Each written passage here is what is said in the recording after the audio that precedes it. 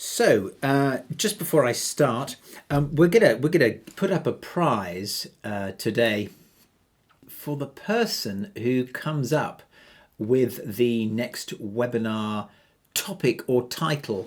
So whilst you're listening and thinking this morning, if you can come up with the next webinar title or theme, we've got a nice prize waiting here for you.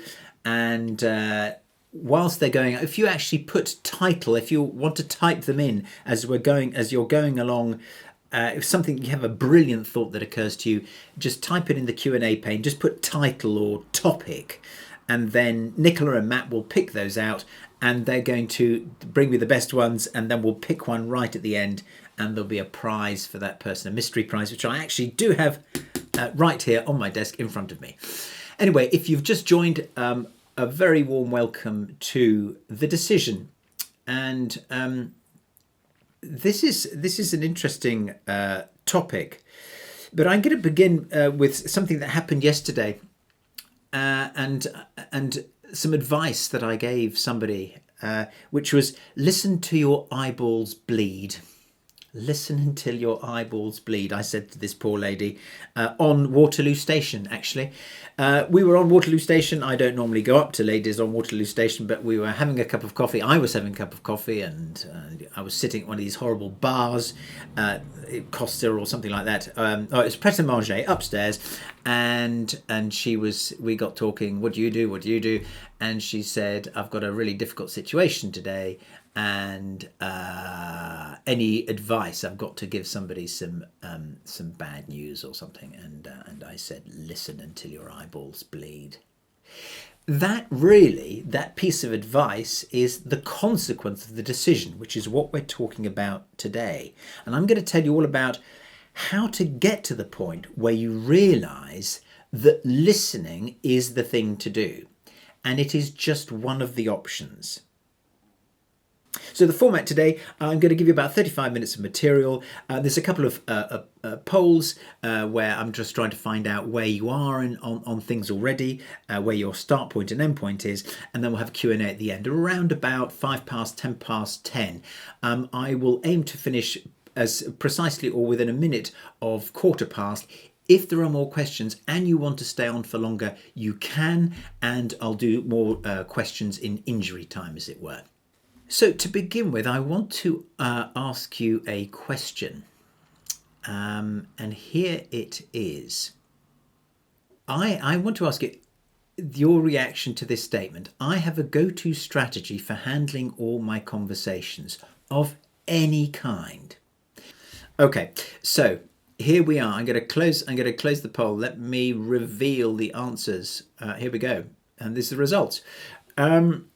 Not at all. I often fly by the seat of my pants. 16%. I mostly muddle through somehow. 18%. The most popular, sort of, sometimes it's clear, sometimes it's not. I often find a way through, and I know what to do no matter what happens. I would love to hear from the one or two people who replied that, not because I'm skeptical, because you must really have a very clear idea in your head to dare to tick that box. But brilliant. If you want to chirp up later, that would be superb. Okay, so that's where we are starting out, and maybe Matt will remind me of that result at the end, and we can do a little bit of comparing and contrasting. So what I want to begin with is three unnecessary complications, three things that we do in conversations that make them much more complicated than they need to be, the things that can really get in the way of having a successful conversation. Then I'm going to talk about the decision. What is this decision? Well, this is all about how to do a conversation, how to do any conversation. So what goes into that decision? And lastly, or penultimately, three factors that I suggest people take into account when they're making the decision about what to do next. And then I want to give you the 10-second or even 5-second turnaround, something you can do so quickly, which will completely change the destiny of the conversation. It's that quick. So those are the topic areas. I'm going to crack straight on now. Keep the questions coming. If you've got something, don't fester. Just write it down, type it in the Q&A pane, and I will guarantee to get to it at some point. Okay, so first of all, the first thing that people do, which really gets in the way, is that we prepare lots of content. And when I'm coaching people, working with people who are in pitching situations, they will end up with a ridiculously long list of things they want to say. Even if I've said, I need you to keep it really brief, you've got 10 seconds. They usually have 5 things to say. So what we tend to do is to put in strong arguments when we're preparing for conversations. We really tend to focus on logic, the long list of bullet points, facts, figures, numbers, statistics, to try and win, to try and get people on our side. So that's the clue. The clue is a long list of things in front of you. If you go into a meeting with a long list of things, you know that you've over-prepared on content. The worst consequence of this, ironically, is if somebody says yes at the end of this. Now, unless it's a really convincing yes, what often happens is that when we prepare like this, is that people will say yes to get out of the room. And that is the nightmare scenario, because often you won't know until it's too late.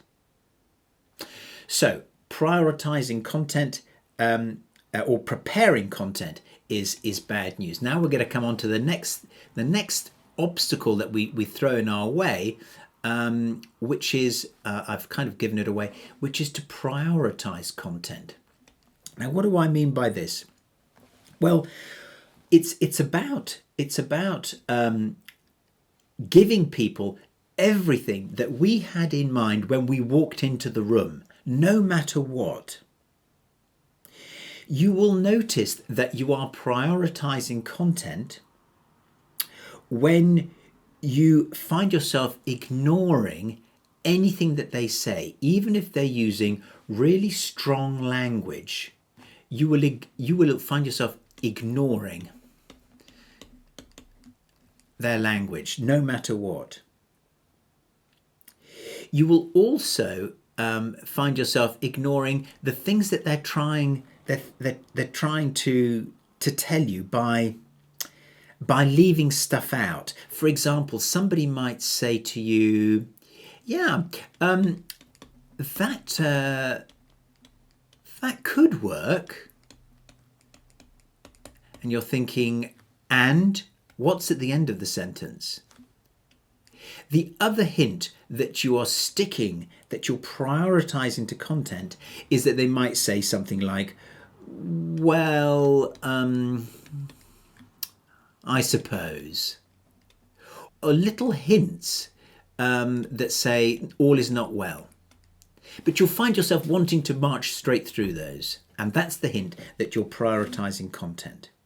The other thing that we do that gets in the way of what we want is to persist with content. What do I mean by persisting with content? So persisting with content is about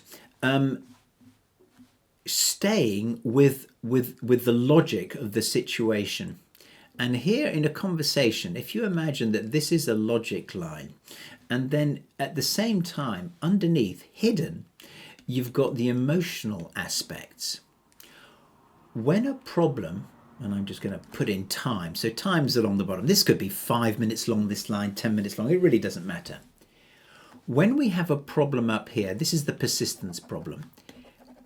When we have a problem, we have two options, one of which is the one that we normally exercise. We normally try and blitz our way through the problem, trying to find arguments to go around it, persuasive reasons. We get our big long list of bullet points out, and we get stuck trying to get through each of these logical points. There is another option which involves the emotions. I'm going to come back to that as a part of the decision.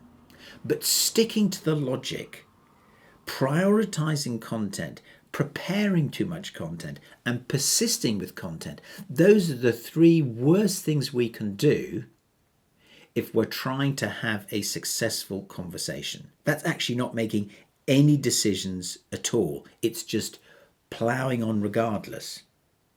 So question, are we really doomed to preparing, prioritizing and persisting with content? Or is there something cleverer that we can do which is going to get us a better result? Well, of course there is, otherwise we wouldn't be having this webinar. And I now want to show you what this decision is all about. Assuming that you want to do more than just be a bystander, you have a couple of options at your disposal. And it's not to do with the content. That's the hint here. So option one is to speak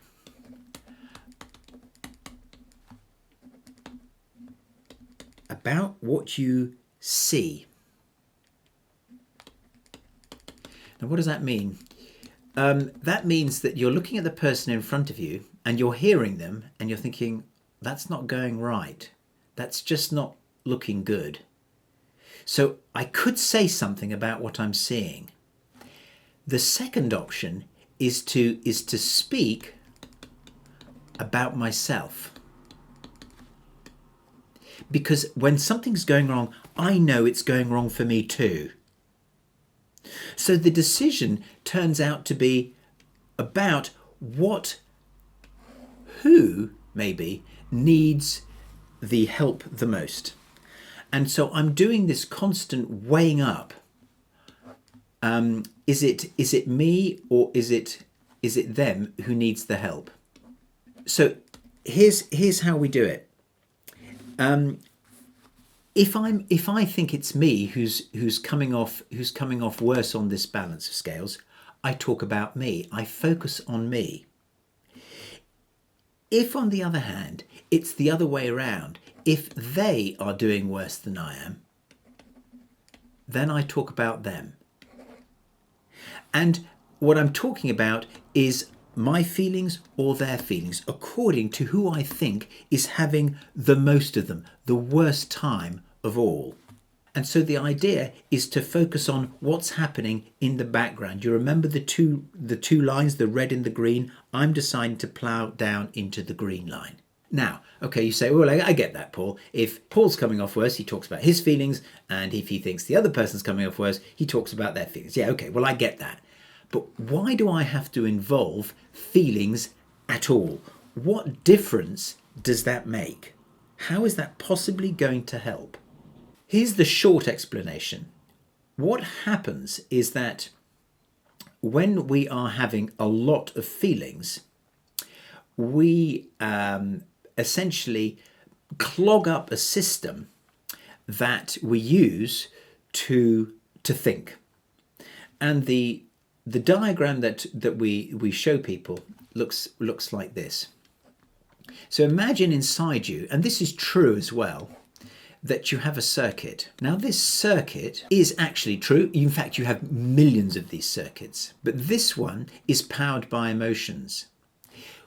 When you've got the optimum amount of emotions going around this circuit, let's make them pink, everything is fine. And the current is flowing. And the good thing is that we're able to think absolutely fine. We're able to think and we're able to communicate. However, what happens when we have too many emotions going around is that it all starts to go horribly wrong. Too much current, and just like in any good circuit, the circuit breaker trips and does its job. At that point, we lose our ability to think straight and to communicate. We're having an emotions overload. Goleman called it flooding. And basically, the neural pathways which carry all of these different signals just get clogged up. So if you imagine a main road and there's traffic hopefully going smoothly in both directions, and that's absolutely okay until The logic traffic, which is going about its business, transmitting messages around the brain and making sense of what our eyes see and helping us to construct clever sentences and stuff, that starts to get jammed up by the other kind of traffic, which is the emotions traffic, which is much faster, which is much stronger, which does not easily bend to any kind of logic unless we know what we're doing. So it starts to clog everything up and it gets everywhere. The worst part is the more we deny it, the harder it is to get rid of it. The worse it gets, the more numerous the emotional traffic gets, the more plentiful and the less we are able to think. You would have been in a situation, I was the other day, I walked into a room full of people, everybody started introducing themselves, and I thought, oh crikey, I can't remember anybody's name. I remembered one person's name and there were 10 people there. And I panicked. Now, later on that morning, I was able to remember. It was because I had this emotional traffic jam going on for me. So that is why we actually talk about what's happening to us, how we're feeling, because what it actually does is it gets rid of this emotional traffic. It gets it out of the way so that the logical stuff can start to travel again. And once that's happening, then all is well. We can do something intellectual in the conversation that's going wrong. So, what 3 factors do I take into account? How do I decide for sure whether to speak about my feelings or to speak about their feelings? Okay, here's 3 things you'll want to think about. The first thing is, in absolute terms, are my emotions bigger or smaller than theirs? So that's the first thing. How much am I feeling? Is it as bad as much, and this is the point, it's quantity, is it as much as they are feeling? The second question that we need to ask ourselves is, okay, it's not just an issue of quantity, but who needs the help the most? Who is the most stuck? Who is the most angry? Who is the most upset? Me or them? Because somebody will always be coming off worse if we're really honest with ourselves. And then the third thing to take into account is what can I actually manage? What can I manage to do in these circumstances? Can I give them priority? Can I give them the opportunity to speak? So this is concentrating on them. Or am I so incapacitated that it has to be me? So those are 3 things to take into account. So, okay, so you've made the decision. Is it me or is it them? You know it's about feelings. You know it's about what you're capable of. So what do you actually do? What does this decision lead to? Well, it actually leads to either saying something about them or you. So here's a bit of technique now. And this is you could call this the 5-second turnaround that I was talking about. And I want to show you something, because this 10-second turnaround or even 5-second turnaround is, I think, a thing of magic. It's very quick. And I want to show you something, one of my favorite videos on YouTube, which has the similar ability to do something rather magical. So have a look at this. Now this is the most incredible way to fold a t-shirt I had ever seen in my life. Now that takes literally 5 seconds. Now I'm showing you this because you can do something equally magic in a conversation that's going wrong in 5 seconds flat. And I'm now going to show you exactly what that is. So the first thing is probably the top priority, if you can manage it, if you decide to listen to their feelings, is to show them that you've paid attention. And here is how you do it. You actually point out that you have noticed exactly what emotion they are having. So, number one, you sound, you seem, you're obviously. And all you have to do is to point out what you've seen or heard and name the emotion. A couple of tips. Firstly, tip number one, be prepared.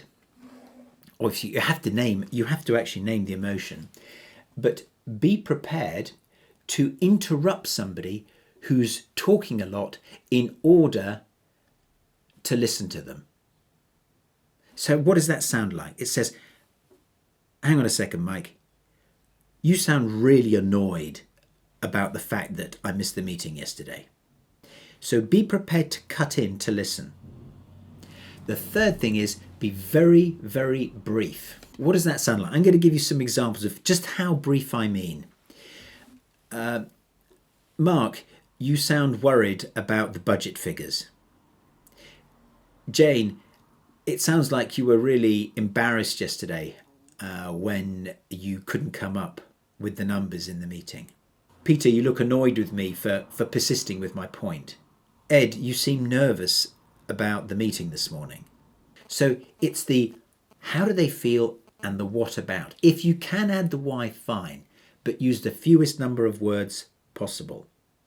The second thing is, this is really important, the second option, which is to talk about your feelings. Here's the how-to for talking about your feelings. Here's the how-to. Okay, so this bit's about your feelings. The first thing you need to do is to say how you feel. Now, here people often mistake feelings for opinions, or opinions for feelings. So be sure that you are actually naming a feeling and not an opinion. So it has to be how you actually feel. Get some words out of a dictionary if you need to. But these are words like worried, fed up, frustrated, wary, nervous, embarrassed. The second thing is that I would say is don't forget to pause. Use the fewest number of words and then pause. You need to let the message sink in. And as before, be brief. The fewer the number of words you use, the more likely is that you're going to feel the benefit because you've got the feeling off your chest. They're going to hear you and hopefully pay attention to you. So that's the 10-second turnaround. I cannot emphasize how powerful this stuff is. But the key things are to focus on the feelings. Forget the logic, forget the content, and focus on either how they're feeling, if you're capable of doing that, or if you decide that you can't quite manage that because you're too upset or frustrated yourself, get to the point of how you're feeling. And what will happen is that whole emotional traffic jam will disappear for them and for you. So that's the bulk of what I wanted to say. I'm looking for any questions you might have now. So let's see what you've got. Okay, I'm looking here. You mentioned who needs help and who is having the worst time. Does the same apply if the emotions are positive, i.e. if someone is over-enthusiastic and you need to bring them back to logic? Absolutely, it does apply in exactly the same way, Donna. If people are running away with themselves, they definitely do need to have their feelings handled. So obviously, in that situation, Donna, you're in better shape than they are, and that's fine. And so what you can do is say, well, you seem very excited about the plans that you've put together. You seem convinced that it's going to be all right, and so let that feeling work its way through, and it'll happen very quickly. So that's that. Hopefully that is satisfying, Donna. If it's not, ask again. I have another one here from Jackie. Do I have a strategy for conversations? Yes. However, I don't always. Oh, I see. That Jackie was the one who said she had a strategy, but she didn't always deliver on it. I'd be very interested to hear what your strategy is Jackie. Can we? Would you be happy to talk about it? So if Jackie, if you can put your hand up, if you're happy to say what it is. So we're just gonna to look, and I also noticed that Carolyn has a question too. But is Jackie happy to help? Yes, Jackie's happy to help. Hi. Hi. Hello, Jackie. So I've been learning from you, Paul. Hello. Hello. So what is it? What is it that you aim to do? Well, I've been learning from you, and when I go into the conversations, I'm thinking about what I want to achieve, what they want to achieve, what they might be thinking, what they might be feeling, and judging it from there. All these lovely webinars that I'm listening into. Thank you very much. So I did get a bit worried at the start of this one where you talked about when you started talking about preparing, but I prepare in a different way. I don't prepare a list. I prepare what do I, want to achieve. What do I think they want to achieve? What might go well, what might not, and what am I going to do about it? And as I said, I start off that way. It doesn't always work, and sometimes it doesn't work because I don't work, in inverted commas. Yes. And sometimes it's just life. But I think you have to sort of plan it a bit. And I if totally you agree. preempt some of the things, it makes it easier to handle. I absolutely totally agree. We do have to do some planning. There's no doubt about that. I think the balance that you've got is to think about what you want, think about what they want, but then to leave it at that and to be prepared to encounter absolutely anything. And that's this business about the decision and being prepared to make that decision 10 or 20 times in the same conversation. Brilliant. Thank you very much indeed, Jackie. Thank you for the plug too, the endorsements. Okay, I think we have got some other questions. There was another person with their hands up, and I can see another question in the Q&A pane. Carolyn has her hand up. We're going to free up your line, Carolyn. Hi there. Hi, hello, Paul. Can you hear me? Absolutely. Great. Paul, I'm speaking on behalf of a colleague of mine who works in a team of 3. 2 of the 3 are incredibly logical in the way they put their points. Right. My colleague is highly kinesthetic in how she prefers to communicate. So she finds it very difficult to win arguments and to get her point heard because she finds it difficult to contend with the straight logic of her 2 colleagues. So having heard what you've had to say today about expressing feelings, which is my approach as well, what further thoughts can you offer me so I can support her? Okay, that great question, very intriguing. The interesting thing is that these people who are trying to be madly logical or are saying that they're being logical actually are having lots of feelings at the same time. The trick for her is definitely to pay more attention to their feelings than hers if she can manage it. If she can decide, okay, I've just got to put my feelings on hold for now, because the mere fact that these people are going on and on and on with their lists of logical points means that they don't yet feel heard, or that they're worried that they're not going to be heard by someone who, as you said, is very kinesthetic, very in touch with feelings and the people element. So it's being brave and saying, I've got to look extra hard at the emotion behind all this logical talk. It's probably going to be things like, you seem very determined, John. You seem convinced. You sound confident. And then there's sometimes, if they keep on going on about it, you sound worried that I didn't get that point about budgeting or whatever it is. So definitely staying with their feelings. Thank you.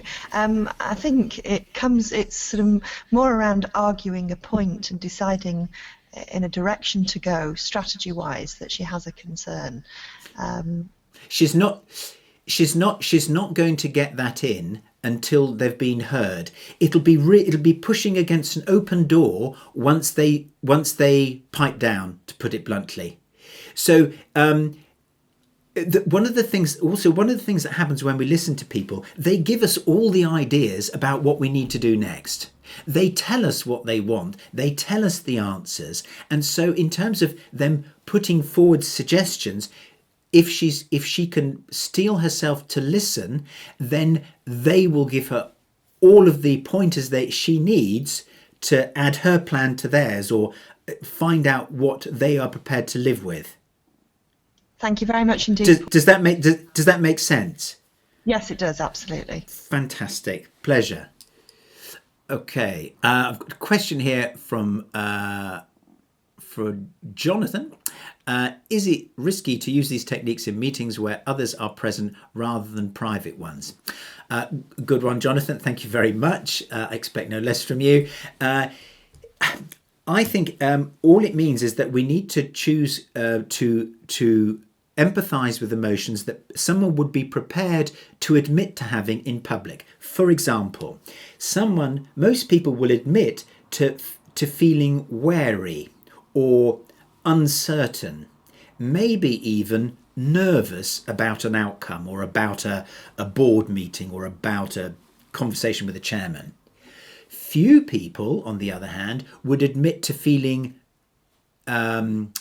scared or frightened. So we have such a rich language with so many synonyms for the same emotion that we can often pick one that people will admit to in public without losing face.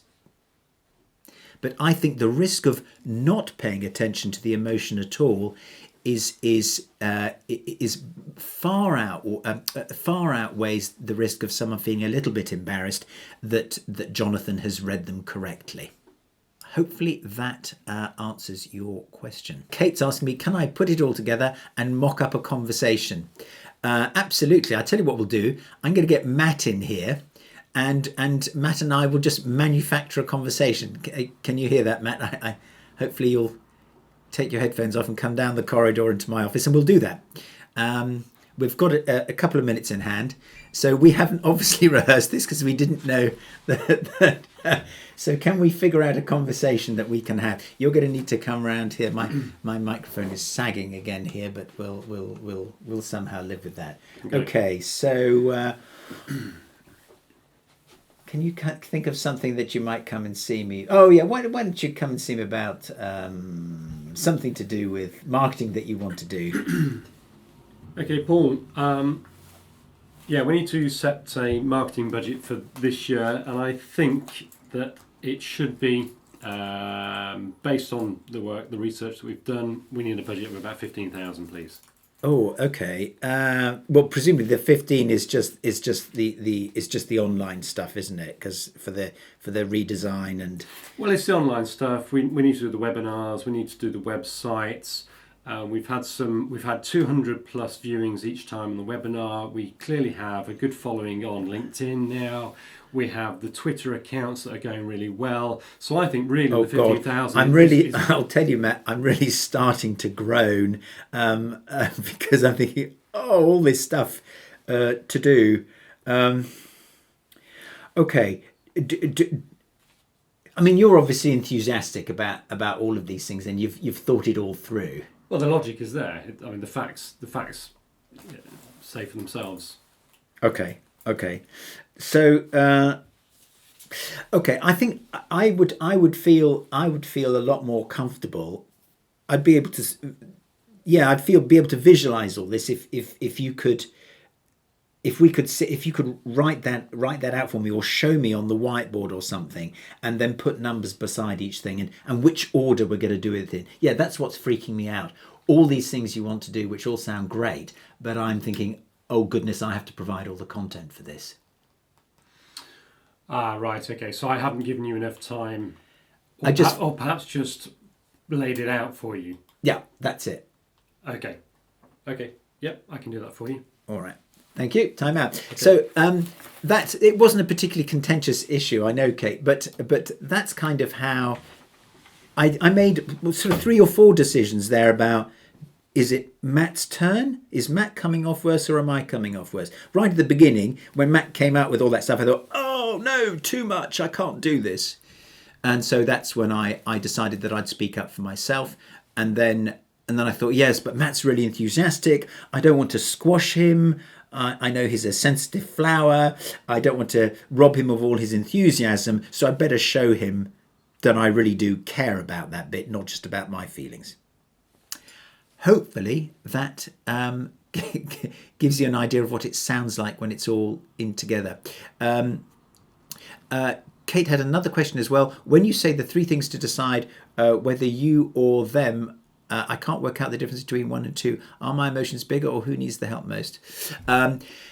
I'm going to come back to that one in a second. I can see it's 13 minutes past, so Kate, don't go away. I will answer that, but for the people who need to get away sharp at 15:15, I just want to round off for today, and I want to put that the second poll up now, and give out the prize. So where are you right now, basically, after this webinar?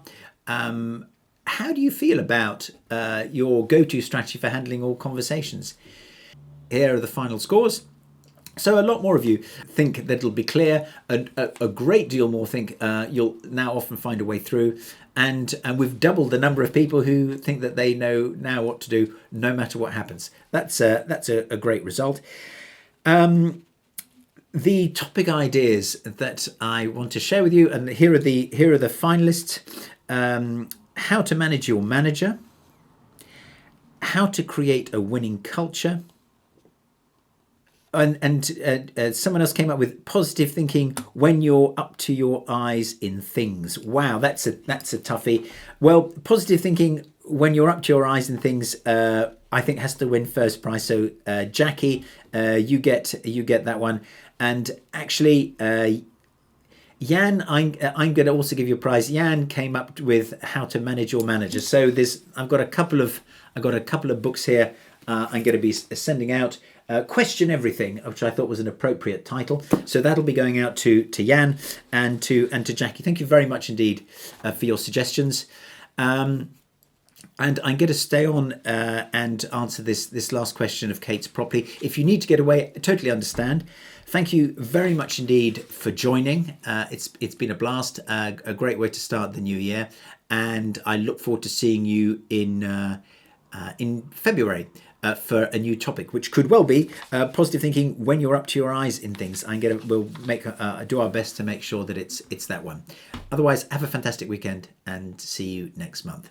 If you can stay on now, I'm going to come back to this question that Kate had about the three things. So I'm just going to remind myself of what you said. Here we go. So the three factors. Well, the first one, Kate, is about sort of the absolute amount of feeling that I might be having. So this one here. So there's the absolute amount. Can I manage, or who is feeling most, me or her? So that's the first thing. Should I be trying harder than her because I'm having less feelings? So that's the first thing. Who needs the help the most? And this is about comparing them and her and me. And what I mean here, what do I mean? I mean, I know what I'm capable of. In other words, I know that I can look at myself and can climb out of my feelings. Do I think she can in the same way? Because of the position I find myself in intellectually in this moment, should I be helping her more than I should be helping me? So that's a value-based decision, comparing that person's needs with my own. The third part of the decision is, what can I manage? The ideal, in my book, is to give priority to the other person so that I listen to her. But sometimes, despite the fact that I know it's her who needs help the most because she's the most upset, and I know that she's having more feeling than me, there's still something in me that says, I just got to get what I want to say out. I'm just not happy. I'm always, for example, it's always me pulling back. It's always me doing the helping. I'm going to give myself priority. hopefully that makes sense now. It's kind of three different parts of the decision.